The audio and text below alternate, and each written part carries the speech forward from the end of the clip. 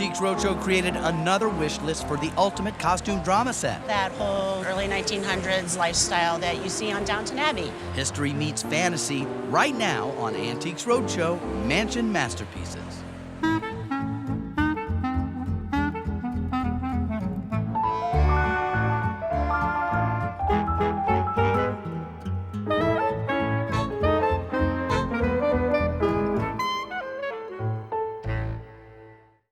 This episode of Antiques Roadshow is made possible by these sponsors.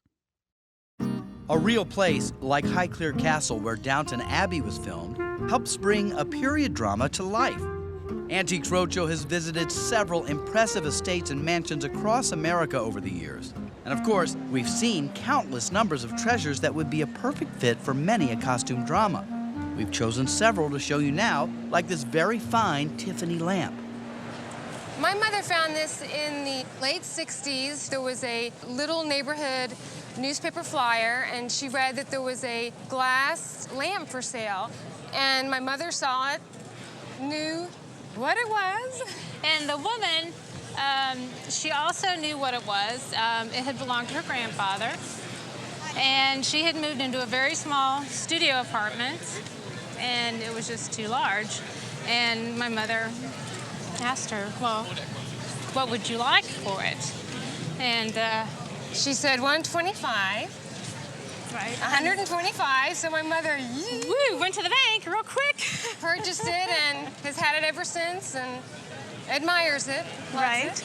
And your family has taken very good care of it. Well, there's 5 of us, and right. My mother did hide it. She had it hidden away in the hiding place in the house.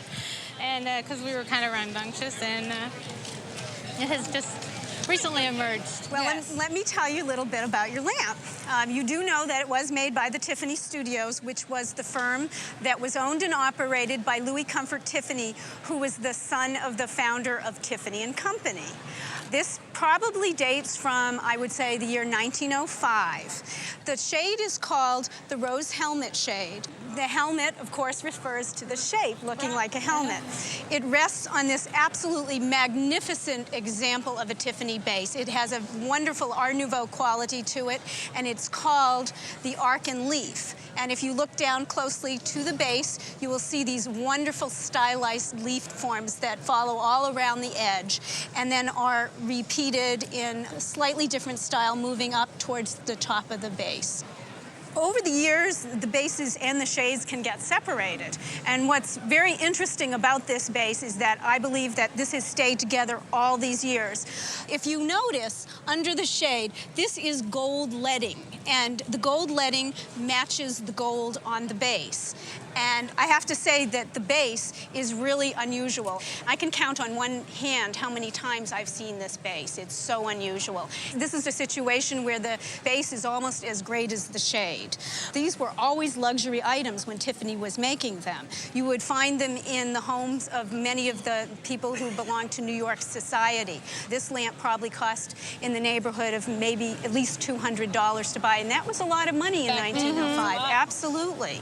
The woman who was selling it, because she did know it was a Tiffany, she had taken it into 2 dealers in her area. Right. And the one dealer looked at it and she said, it's not a Tiffany, it's the wrong finish on the base. Okay. And so she was turned around by 2 different dealers. Okay, well, that's okay. This is called the etched doré finish. It's as right as rain. There's just, everything is beautiful about this lamp. So now let me just give you the good news. This lamp is worth between $80,000 and $125,000. Mom had a good eye. Congratulations. Oh, I have to give you guys a hug. Isn't it great to get news? Oh, you're so cute. That's great. Wow.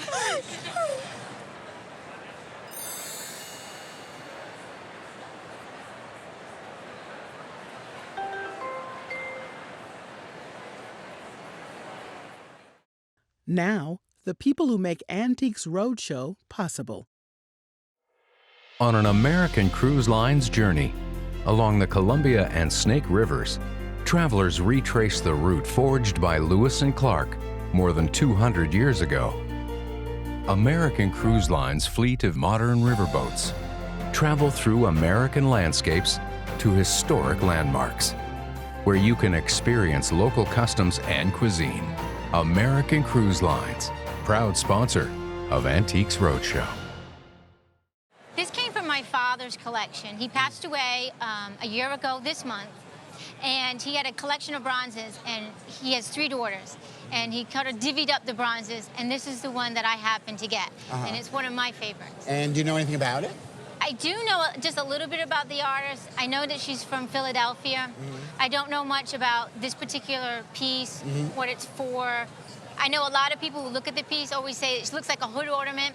And so we've always assumed that it might be a hood ornament, or I use it as a paperweight, or it sits on top of my books on my coffee table in my living room. And you said you knocked it over last week, No, too? my cat's knocked it over. Your cat's knocked it over. You've brought in a very exciting piece. Well, thank you. It's by an American artist named Harriet Frishmuth, who was very famous in her day. She worked in the early part of the 20th century. She studied in Paris with Auguste Rodin, and she also studied in New York with Gutzon Borglum. He was a sculptor of Mount Rushmore. Wow. Her works appear in many museums. The Metropolitan Museum of Art in New York has a huge life-size figure. She made lots of figures of women, and she did quite a number of fountains. Wow. So she's very prominent in her day. And the piece you have is signed by her, and it's dated 1923, which is the high point of her career. It is a hood ornament for a car. Oh, okay, good. And I brought this book in because there's a very famous foundry here, the Gorham Foundry. Was here in Providence, and Gorham was known primarily for its silver work, but they did a lot of bronze work of extraordinary quality. And this is a catalog from 1928, and here we have a picture of a hood ornament that Harriet Frishmuth also did. And the piece you have is a model that I've never seen. We've handled a lot of Harriet Frishmuth sculptures in our shop, and I've never seen this model. It's very, very rare. Hood ornaments for big cars started around 1911 with Charles Sykes, who did the Rolls-Royce emblem called the Spirit of Ecstasy, and they became popular in the teens, in the 1920s. And this would be on a car that would have one of those long hoods, and the radiator would be out front. It's beautifully cast. The patina is in very good condition. At auction, a piece like this would probably bring between $20,000 and $30,000. Wow. Wow. That's awesome. Isn't it? That's retirement. It helped my mom out. I mean, we said that if it was anything like that, we would possibly sell it if we could get that kind of money for it and give it to my mom. Okay, Definitely. that's great. Wow. You have to keep it away from the cat. Yeah. My sister's gonna be like going, yes!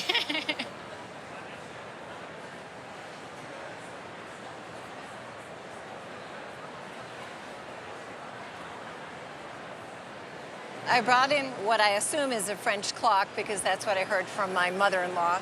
My mother-in-law was an antique dealer in Newport, Rhode Island. She kind of came up the hard way. In the 40s and 50s, she was a private duty nurse, a single mom, and she had patients that were from the Avenue, Bellevue Avenue. And one of these ladies left her a sizable amount of money when she died. And my mother-in-law loved antiques, and she wanted to start an antique shop, so she would go to the auctions. I don't know what she paid for it, but I'd say it was about 1966. She gave it to me when my first daughter was born. This clock was probably originally purchased by one of those families on Bellevue Avenue. And at that time, they would go overseas and buy the best that Europe had to offer. This is what we would consider a French-made, French-origin clock, an oversized, very fancy crystal regulator. The standard size of this clock is somewhere in the 12-inch range. Oh, really? This one is just over the top. This clock is actually constructed in a brass case. Okay. And the finish on the case is a fire gilding. And the nice thing about this example is that it still retains that fire gilding on top of the brass surface. Most of the time, that surface is worn off and oftentimes is tarnished. The slang name for these in Europe is a 4-glass clock or a 5-glass clock with a centerpiece. We say crystal regulator, implying that it has glass on all 4 sides. I see. Mechanically, clocks like this are very, very good quality. And this really represents a period of about 1900 when these were made. Do you have any idea of the value? I did have the movement fixed a couple of months ago, and the clockmaker told me maybe $3,000 to $4,000. $3,000 to $4,000. Well, I think today we're experiencing an uptick. Very fancy clocks like this clock are being sold in this country, and they're going overseas into the Asian market. That's interesting. If I had to put an auction estimate on this clock, somewhere in the neighborhood of $8,000 to $10,000. Wow, love that.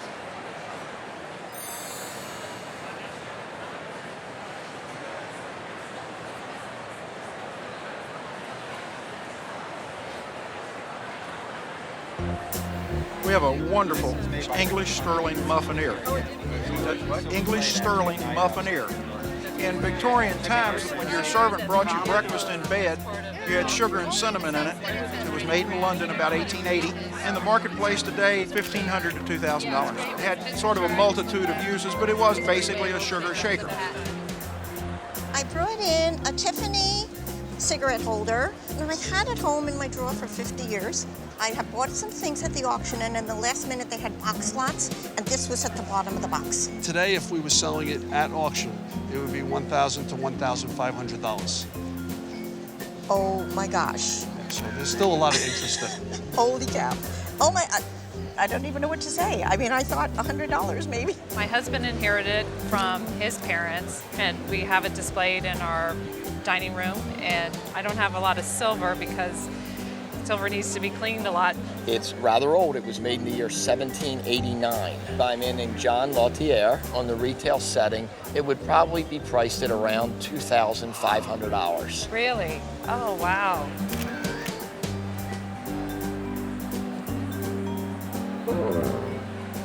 This was purchased by my grandmother when she and my grandfather went to Europe for a trip in the early 20s and went to Paris.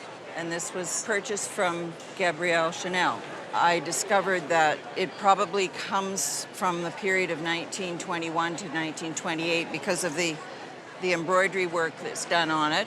There was a woman from Russia. She was actually a princess, and when she escaped from Russia, she went to Paris and was introduced to Gabrielle Chanel, and she was apparently influenced by flamboyant colors and the flamboyant things of Russian art and artistry. It is more vibrant than you normally see for Chanel.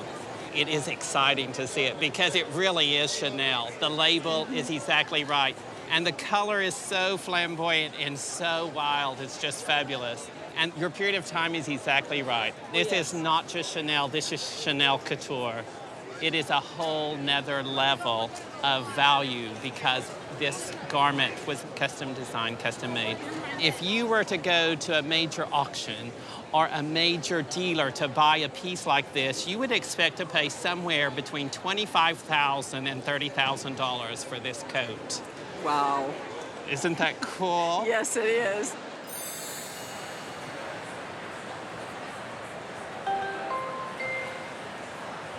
I brought in a partial Shakespeare First Folio that I've had for about 15 years, and it's been in my family since my great-grandfather acquired it earlier in the 20th century, I believe. He collected a lot of interesting things from all over the world, so this is just one of his interesting things that he brought home with him. If you talked about an iconic book in the English language, the First Folio of Shakespeare is one of them. Probably next to the Bible, Shakespeare is the most commonly printed book in the English language. Usually when you have a book and you say, it's only 176 pages out of, I think it was 400 something. So it really is a partial book. But you open it up and there's no title page, we are missing pages, and usually you'd say, gee, this isn't going to be anything. This is the first part of Henry. Then we get to the next one. That's the third part of Henry VI. That's, and then Hamlet. When you turn it back one page, you're just finishing up Macbeth. Now, this book was rebound. The rebinding is a very nice job, but it's not the original. They probably did it in late 1800s, early 1900s. Two of the plays are complete. Those plays, in and of themselves, are valuable. You could take this book apart, sell the two individual plays that are complete. People will buy individual pages. Nice thing about this book, too, is when they bound it, they didn't trim any of the text or any of the borders. Now, you had an appraisal done. earlier. There was an appraisal 20 years ago at $1,500. The individual plays that are complete have gone up tremendously. They're probably worth $10,000, $15,000 each. Wow. And then you have around 160, 70 individual pages. $100 a piece, that might be close to another $10,000, $15,000. Basically, this book, as it is probably retail a $40,000 to $50,000 book, which has gone up a lot since 1990. Yes, it has. I would advise insuring it if you're keeping it at home. It probably should be gone through page by page by page, double checking if this all came from one particular volume, or maybe it might have come from one or two. Sometimes maybe a play was separate and they put it together. So all of that is part of the research. If this were to turn out to be a mixture of first and second editions, it's not going to make much difference. It might be 35 to 40 or 45. It's not going to make a big difference. Thank you very much. Thank you.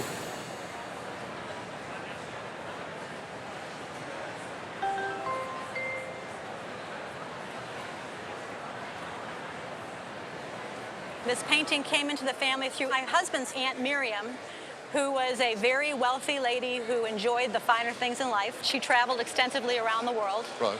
And this was one of her paintings. And when she passed away, it went into my husband's mother and father's house, where it stayed for a very long time. And a couple of years ago, we talked my father-in-law into letting us keep it in our house. And we know it's Henry Wood's, or we think so.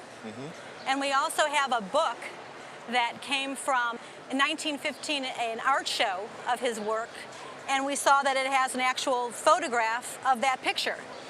I'm guessing about the family, but I suspect there may have been a smoker there. Right. To see how it's so much brighter in here than it is over here, my husband's family smoked heavily. Yeah, I would have to say I get the sense that this painting had a 4-pack-a-day habit. Probably. And I'm surprised these poor girls aren't coughing. The reason we can tell that, as you pointed out, we've got this wonderful little illustration. It's the same painting. But look at the difference. The light coming through the doorway and up here really needs a clean. Yes. I'm always telling people to get their paintings clean, but we have the advantage of actually knowing what it originally looked like. Now, you've got the book about Henry Woods. What have you learned about him? What I've learned is that he was an English artist who fell in love with Venice and became famous for his Venetian scenes. And this painting is called La Tombola, and it's a card game that they're playing called Tombola. But basically, that's all I know. He was well known for depicting life in Venice. He moved there when he was about 30 years old. He was from Warrington in England, where he studied art originally, before going on to the South Kensington Museum, which is now better known as the Victorian Albert in London. But as you say, like many artists before and since, he was seduced by Venice and the whole lifestyle, and it's his Venice scenes that are most popular. But even while he was living there, he showed his work at the Royal Academy in London, so the work was sent back over there, and he was in fact a very prestigious member of the Academy. And he was to live in Venice until his death in 1921. Oh, okay. This one, as we know from the book, dates from 1904. Yes. Now, he was also an illustrator early on, and I think we can see his skills as an illustrator coming out in this painting. Interestingly, he actually illustrated books for some of the well-known Victorian writers like Trollope and also Wilkie Collins. And I think when you look at the detail in these faces, really marvellous detail, which I assure you will come up even more when it's been cleaned. It's a really marvellous example of his work. Now, value. Any thoughts about that? I have absolutely no idea. I mean, I don't think that we've ever cleaned it because we didn't know if it was real. I think at auction, a painting of this calibre by an artist as important as Henry Woods was, even without restoration, should easily fetch $30,000 to $50,000. Wow. Really? Yeah. Wow. That's great.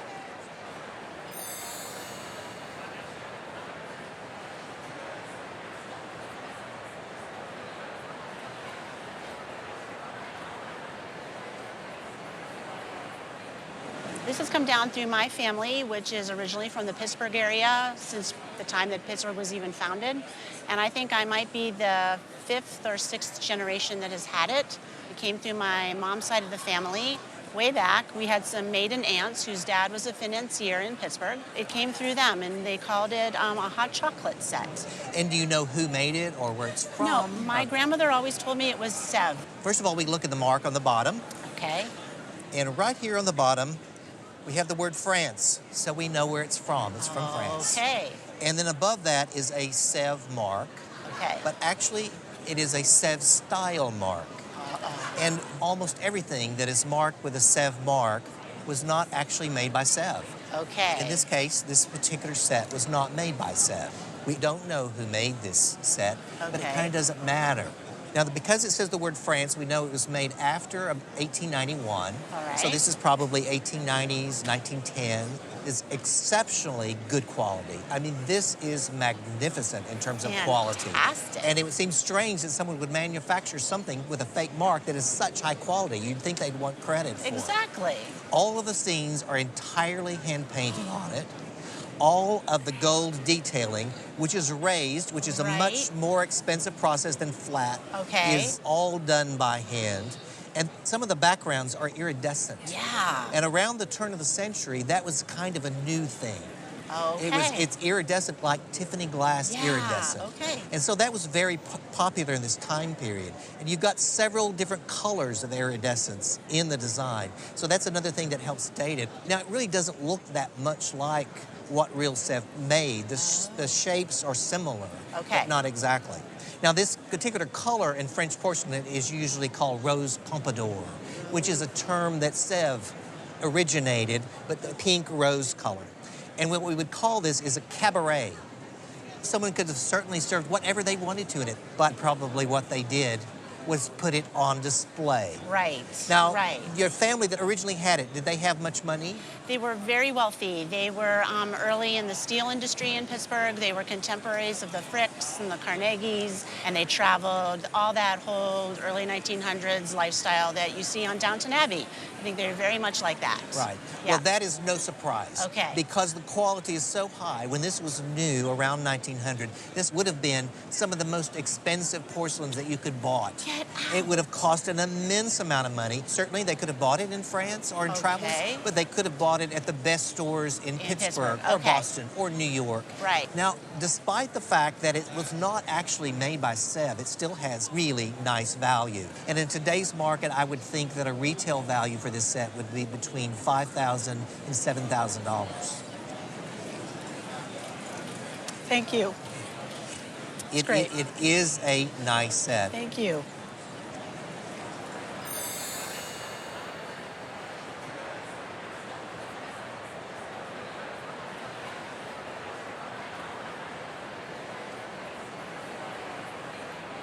Was originally my grandfather's. He got it during World War I, and being first generation German descent, they wouldn't give him any firearms, and he bought this as a memento piece since he couldn't keep like a firearm or anything. It's my understanding that he bought it at the PX of Fort Dixon in Iowa. Okay, and when would that have been? I believe it was 1915. He never talked about it. He put all his stuff in a box, basically, and it pretty much stayed there until the grandkids started rummaging through things. And then we found out that this had a radium face on it, and my grandmother wouldn't let us play with it anymore, so I haven't seen it for probably 30 years. This watch would have been made in 1915. Prior to the First World War, it was very unusual for gentlemen to wear wristwatches. They would always wear pocket watches.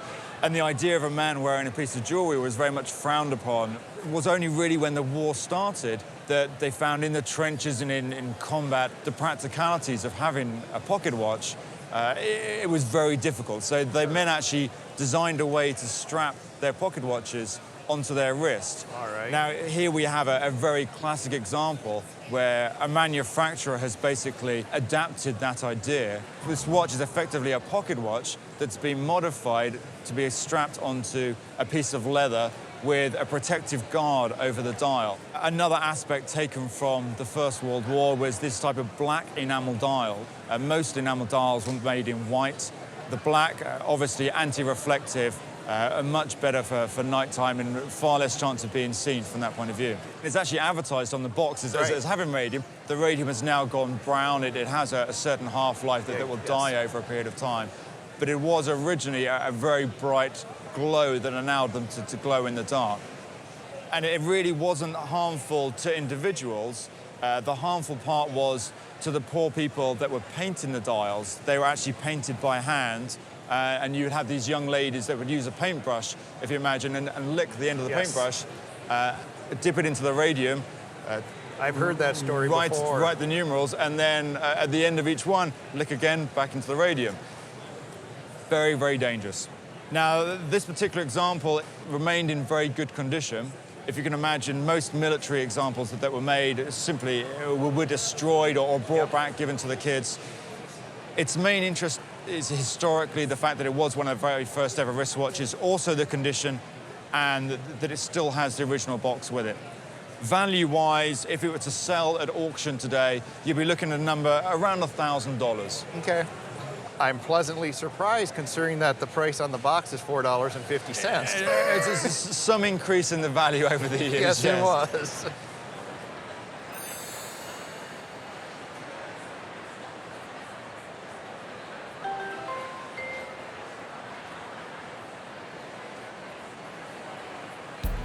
It was my mother's. I really don't know where she got it. This piece is about 350 to 400 years old. Oh my. It's called Stumpwork, and it was made in England. This started out as the top of a box. The value is $8,000. Oh my. retail.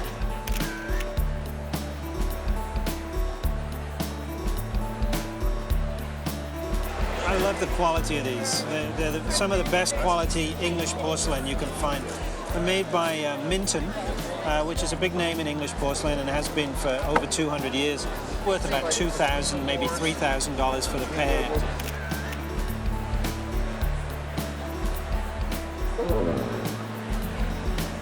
This is called an Argyle. It is an insulated double-walled pot, and it's actually meant to keep gravy warm. And what you do is use the spout on this side and fill up hot water inside here.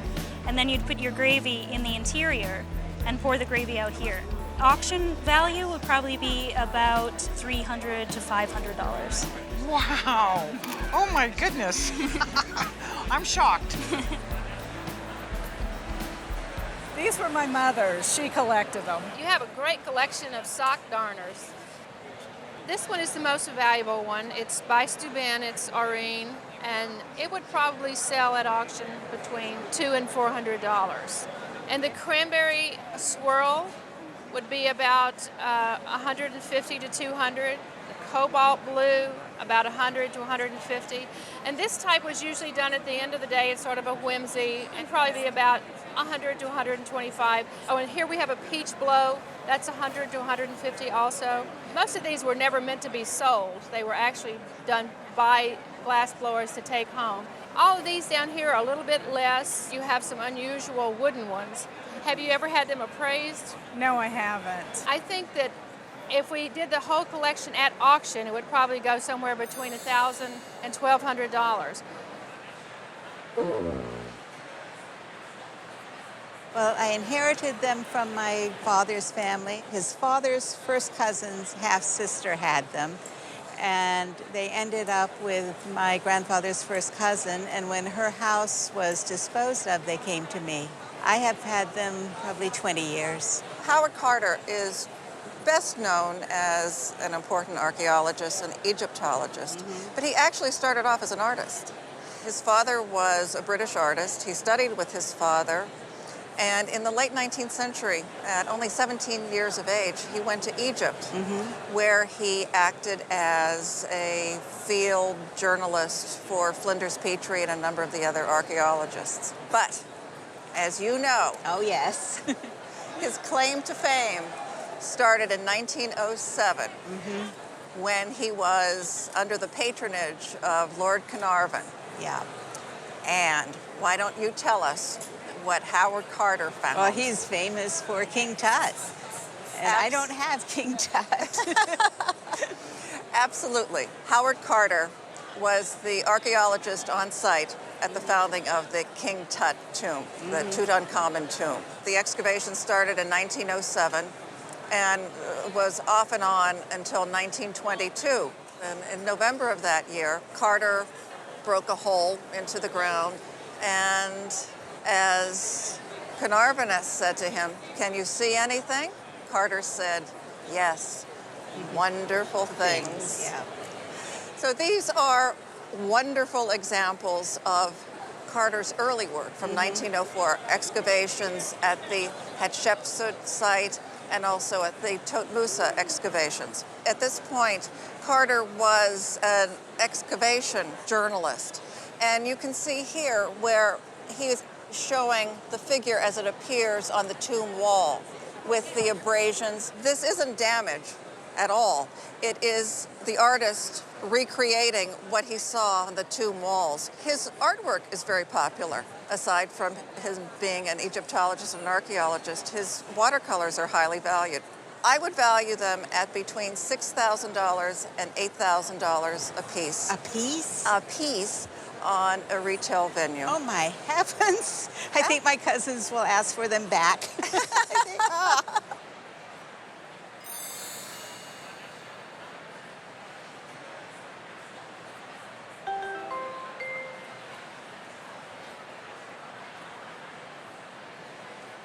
This was presented to one of my relatives in 1844. My parents went to England in the 70s, and this was given to them to bring back to the States. And apparently it's a silver tankard that was presented to my great-great-great-grandfather. He was a judge and a secretary of a coursing club just outside of London.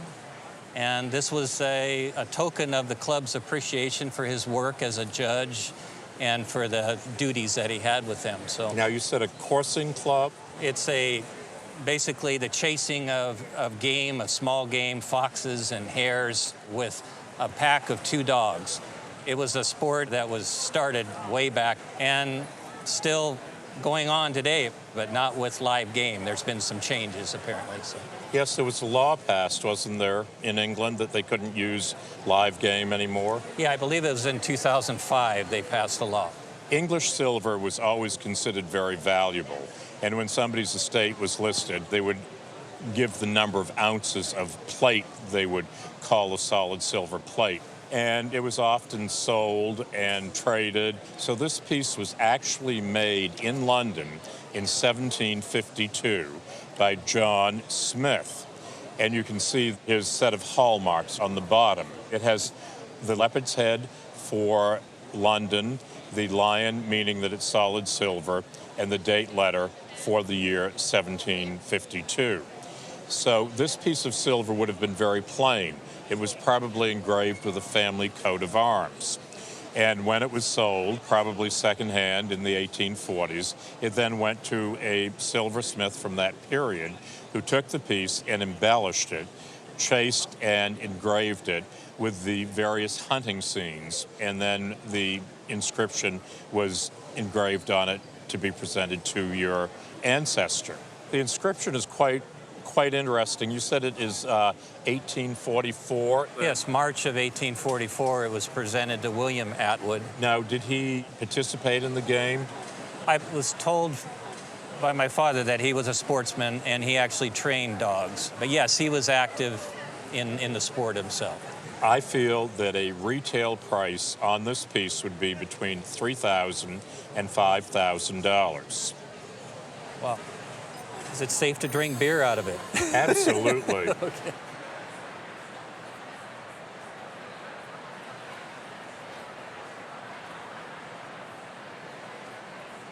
They were my mother's dolls, and my aunt told me that she had had them since she was a little girl. And any sort of time period when your mom would have had them? It would have been in probably 20s and 30s. It's interesting because you have a pair of twins, and they were designed by a lady by the name of Grace Corey Rockwell in New York. And her first doll she made is a very funny name called Fuji Wooji. And she actually designed these 2 dolls around 1925. Grace Corey Rockwell, an American designer. She had the heads produced in Germany by a company called J.D. Kestner. And the dolls were marketed through the Century Doll Company of New York. Very, very rare to find a pair of them. The bodies are made in America. They're American composition. In the 20s, most of the dolls were being made in America, so it's very rare to still find the bisque heads on them. The doll on the right has a little bit of a problem. Looks like your mom must have dropped it and broken it at some time, whereas the other one is in good shape. If you turn this one around, you'll see Grace Corey's signature on the back of the doll. Now, these were luxury dolls in their time. They weren't a 5 and dime item. You would get them at Swartz's. They probably sold, when they were new, for probably $5 to $10 a piece. If the one hadn't had the little concussion in its life, the pair would have been worth around $8,000 for the two of them. So the perfect doll is worth around $3 to $4. The damaged one's worth, I would say, probably $600 to $800. So your mom had two wonderful little dolls in her life. She did.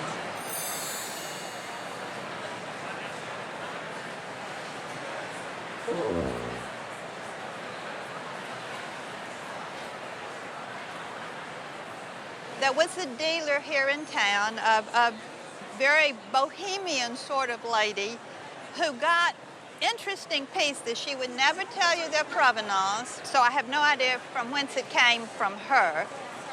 She called me one day. She said, I've got this piece that looks like you. It was relatively expensive 30 years ago. Okay. I paid $10,000 for it. I said, well, I've got to do a little bit of research. If I'm going to tell my husband I'm going to spend that much money for something, I have to know a little bit about it. Right. And the base of it actually has the label, which I'm not sure was the original label. I think it may have been the gilder that probably re-gilded the piece. And I went to the library and I was able to establish that it had been in York, England in at least 1816 to 1820, because that was the address where his shop was during that period. Okay. So I said, okay, I'm gonna pony up and take it. Well, it's been in my home ever since.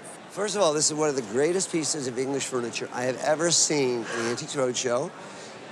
It is so exciting to see this cabinet covered in needlework. And we have this incredibly elaborate base with lion's paw feet. Oh, hairy paw feet, yeah. Hairy paw, exactly, with the hair coming down the leg, trailing down. Let's look at here. And trailing down, and then at the top, of course, these very fierce, bold lions. Wonderful lions. All of these elements, the flower heads, the acanthus leaf scrolls. Look at the drapery draped across, and laurel leaves with a beautiful shell and bellflower. And then this wonderful design on the top, these curled bellflowers. It even goes to the back, and it's carved on the inside of the legs, which is so beautiful. All of those elements, all those characteristics are like a signature of this George II period of English furniture. This would have gone in a castle, basically, a big castle. The great thing is, it's not a marriage. Top and bottom were made together. And in 1730, and that label was of a later gilder. They open it up, and inside, we got more needlework.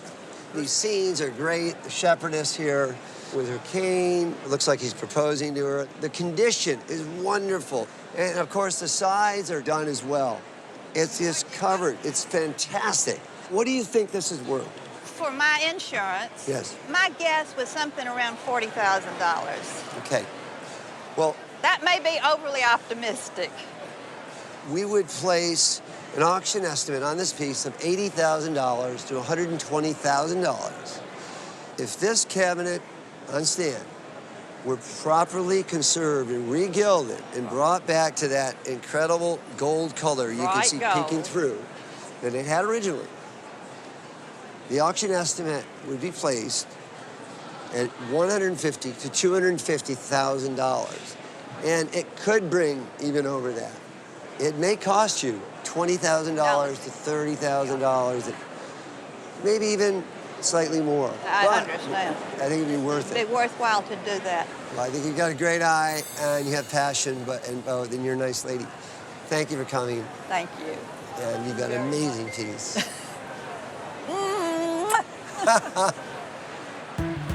When we were in New Zealand, we met an antique store dealer, and I kept admiring this. We were there for 2 or 3 days, and he finally said, "You're going to give me a $100 American bill and take this home." And I said, "Yes, sir, I am." Well, it is a pocket globe, and it's the type of thing that a gentleman who had a library would have, and it's more of a novelty item. These bring between $5,000 and $8,000. I wish he'd sold me another one. I will. That's You should have picked up. real well. This is a painting of my maternal grandfather, and his job was to guard the bedroom door of the Czarina. First of all, this is an inscription here, which does in fact confirm what you're saying. This is the lifeguards of the 1st Artillery Brigade. Лейбгвардия артиллерийская бригада. Третий батальон, so that's like a battalion. Bomnavodchiki, so bombardiers. A conservative auction estimate on it would be about $1,000 to $2,000. Awesome. Really a wonderful piece, and I hope it stays in your family for a long, long time. It will. My son's already fascinated with it. There's a wonderful story about Queen Victoria. She traveled all over the world, and whenever she wore anything, she only wore it once and gave it away, or because she wanted to promote all the crafts of England. So many, many people have things from Queen Victoria. Because she gave so much away, that's worth about $400 to $500.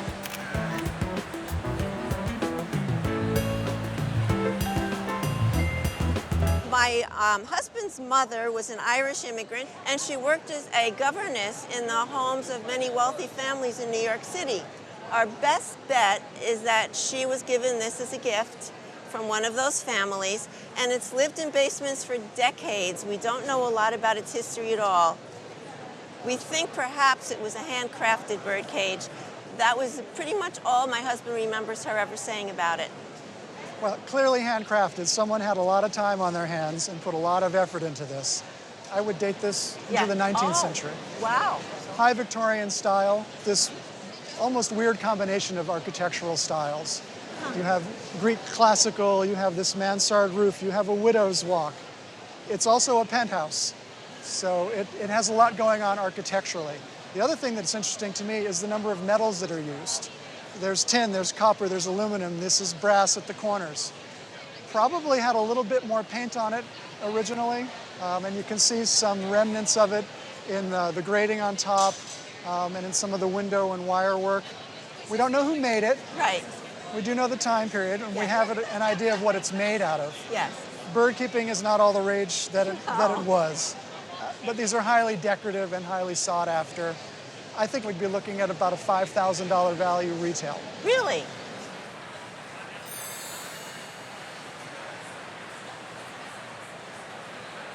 There's a letter in here which quite frankly, is one of the most poignant letters I've ever read about the Titanic. It's a resolution adopted by the women survivors of the SS Titanic assembled on board the SS Carpathia, April 16, 1912. We, the lady passengers, wish to express to the captain and officers, doctors and crew of the Carpathia our grateful appreciation of their tender kindness, courtesy, and generosity. After a night of grief over the loss of fathers, husbands, sons, and brothers who in their fine gallantry and chivalry sacrificed themselves to make our escape and rescue possible, to their memory we can only make two fitting tribute. For the women survivors, Margaret Brown, Mrs. William Blanchard, Mrs. George W. Stone. This letter could be worth over $5,000. Anybody who collects anything on the Titanic would just be head over heels with it. I mean, it's one of the finest source letters I've ever seen.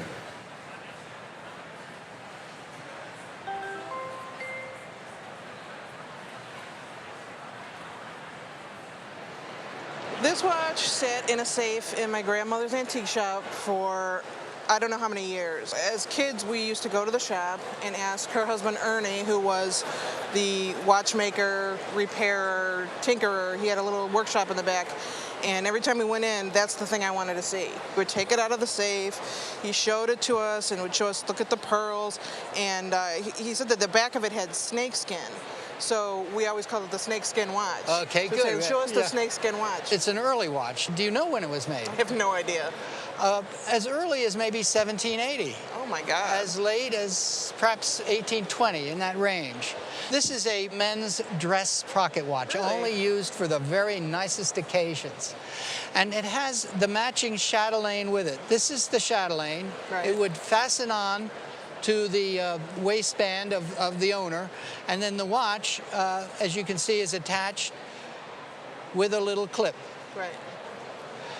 The part that you call snake skin actually that's pretty close. But what it is a material called shagreen, which is actually shark skin. It's like a leather. Right. And they covered the back with it and then they stained it. The little gold rivets that you see on the back hold the shagreen on, and they're called piqué. That's the outer case, and this is the inner case. And it's got seed pearls around the bezel, which is surrounding the dial.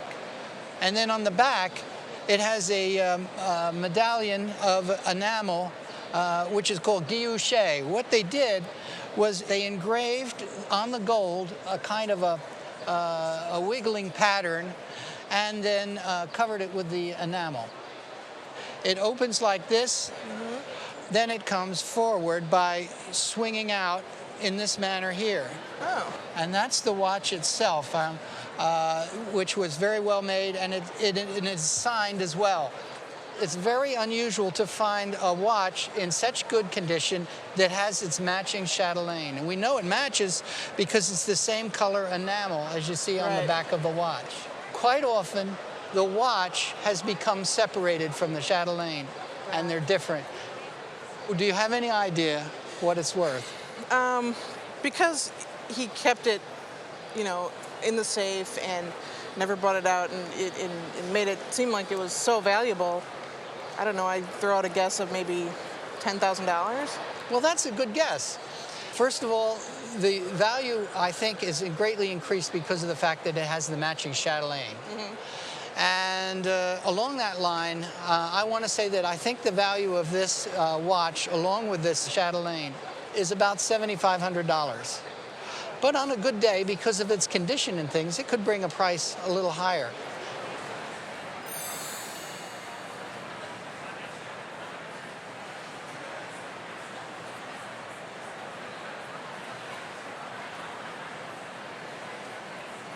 My father gave me this painting that I remember it so well when I was a little child in Yorkshire, England. And this lady is my grandmother. She lived in a wonderful house called the Gleddings in Halifax, Yorkshire. And the painting was painted by Robert Henri. Yes. And he was a friend of the family. She considered herself a Bostonian. She was born outside Boston in West Dedham, Massachusetts. Wow. Never worked. I don't think she ever boiled a pot of water for tea. Look at that hand. Yeah, a lovely hand.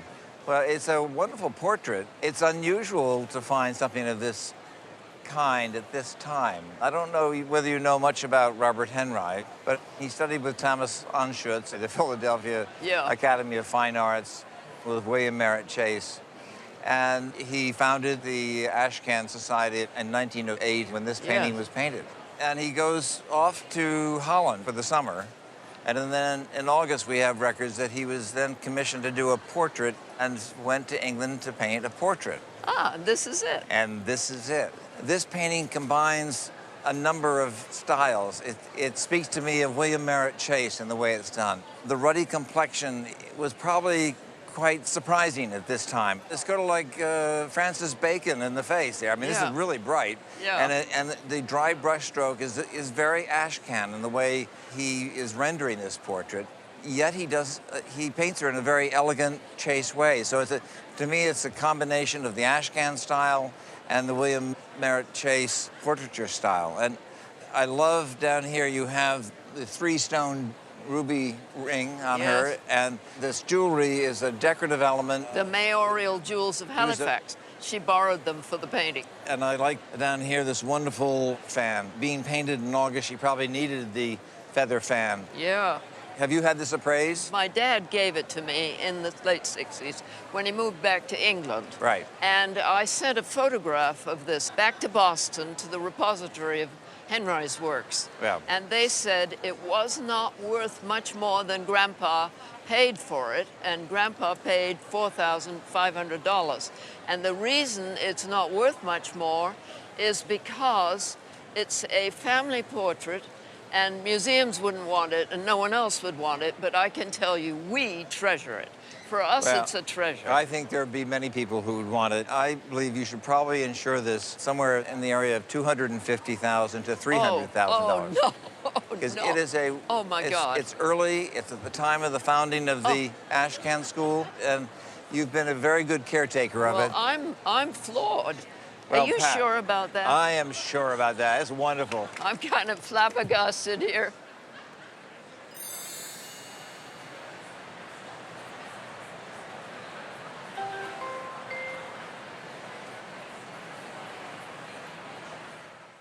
I got it from my mother, who got it from her parents, and it goes back to my great-grandfather, who managed a shipyard during World War I. And after the war, he traveled around the world and brought home some souvenirs. And this was one of them. I picked it up in Paris in 1923. And we have an original bill of sale, and it's dated 1923. And it came from Arnold Seligman in Paris. Seligman was a very well-known connoisseur and collector of antiquities, Renaissance jewels, and, as he says, curiosities on his bill of sale. And in the bill of sale, he gives it a particular description as well. And the high point is that he says that this jewel had been made for Gabriel Bethlen. He was the Prince of Transylvania in honor of his marriage to Catherine of Brandenburg, and that it dates from the late 16th century. And so what you do have here is the actual jewel. There are many pieces out there that have attributions that are never quite correct, but this piece is 100% correct. Stylistically, it has a very Germanic and Austrian stylization to it, as would be typical of the period. And this was a marriage jewel. This was to commemorate the marriage, and in doing so, it embodies all the different Catholic symbols related to Christianity and marriage. So we have a cross, but the cross also becomes an anchor, which is the anchor of hope. We also have two doves.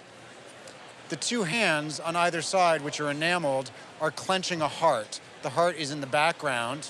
And then in the bottom here is a skull. And this is related to death and immortality, but also to the idea of love everlasting, till death do we part. The piece is made of gold, and it's highlighted by rose-cut diamonds, and then accented with both white and green enamel on various portions of the piece. Now, have you ever had this item appraised before? No, I couldn't find anything to compare it to. Do you have any idea what was paid for the piece when it was purchased? He paid 45,000 francs. There was a notation on the bottom from New York that says $2,770. That might be an equivalent. On the Roadshow, we see very few late 16th century pieces. There just aren't that many out there. And it's the scale and the magnitude of this piece and the symbolism that really makes it so extraordinary. At auction, I would place a value on this of somewhere between $50,000 and $60,000. That's a lot. Well, as we would say in the business, try to find another one. Yeah.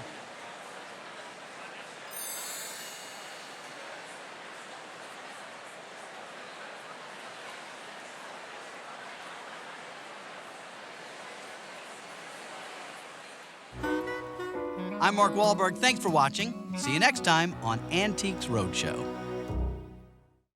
This episode of Antiques Roadshow is made possible by these sponsors.